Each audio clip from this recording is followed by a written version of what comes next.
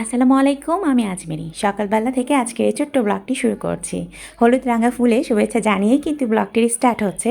সকাল থেকে ব্লগটি শুরু করলেও সকালবেলা কিন্তু থাকে বড্ড ব্যস্ততা। আর তার কারণটা হচ্ছে যেহেতু স্কুল গোয়িং বেবি রয়েছে, তো সকালবেলা বাচ্চাকে রেডি করে স্কুল পাঠানোটা সব থেকে বড় এক ধরনের দায়িত্ব। আর ঠিক সেই দায়িত্বের মাঝে যদি আরাম আয়েসে নিজে নাস্তা করতে বসি, তাহলে কিন্তু সময়ের সঙ্গে আর পেরে উঠবো না। প্রতিটা দিন আর প্রতিটা সকালের ন্যায় যে কাজটা সেটাই করেছি। মেয়েকে স্কুলে রেখে আসার পর নিজে এবার আরাম আয়েসে নাস্তাটা করব, তাই নাস্তাটা তৈরি করছি।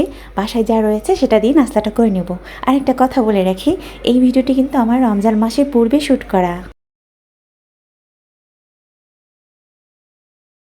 আমার সাদামাটা সকালে নাস্তা করার পর দুপুরবেলা রান্নাবান্নাগুলো সেরে নিয়েছি, সেগুলো আর শ্যুট করা হয়নি।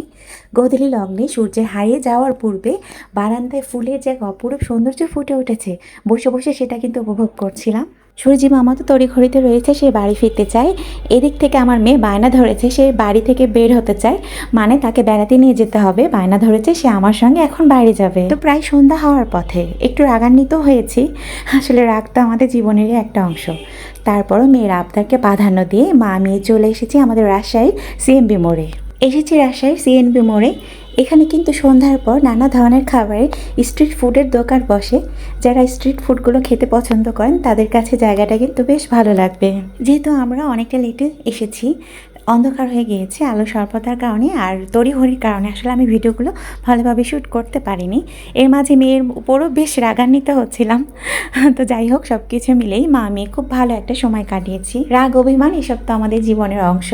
আসলে আমরা অনেকেই কিন্তু বলে থাকি যে রাগ আসলে আমার চলে আসে। আমার তো মনে হয় না যে রাগ চলে আসে, রাগকে আমরা নিয়ে আসি। রাগকে যদি আমরা না নিয়ে আসি তাহলে আমরা বড়দের উপরে কেনই রাগান্বিত হচ্ছি না, বা দেখা যাচ্ছে আমার অফিসের বস আমাকে বিনা কারণে বকাবকি করছে, তাকে উল্টো একটা থাপ্পড়ই বা কেন দিচ্ছে না, কারণ আমরা জানি আমাদের চাকরি হারানোর ভয় রয়েছে। রাগটা আমরা সেখানে দেখাতে বেশি পছন্দ করি যেখানে বিপরীত পক্ষ আমাদেরকে অ্যাটাক করার সুযোগটা কম পাবে। যাই হোক, এসব তো ছিল আমার নিজস্ব চিন্তাধারা। এসবকে কেউ আবার নেগেটিভ নেবেন না প্লিজ। আসলে আমার যেটা মনে হয়, যদি আমি সঠিক হই তাহলে আমার রাগ করার কিন্তু কোনোই কারণ নেই, আর যদি আমি ভুল হই তাহলে অবশ্যই আমার রাগ করার কোনো অধিকার নেই। আর এসব বিষয়ের ক্ষেত্রে রাগকে কিন্তু অবশ্যই মুছে ফেলতে হয়। যদিও বা ভিডিওটিকে খুব বেশি সুন্দরভাবে গুছিয়ে উপস্থাপন করতে পারিনি, সেজন্য আমি দুঃখিত। তারপরও যদি আমার লাইফ আপডেটের এই ছোট্ট ভিডিওটি আপনাদের কাছে ভালো লাগে, তবে আমার সার্থকতা। সবাই ভালো থাকবেন। আল্লাহ হাফেজ। আসসালামু আলাইকুম।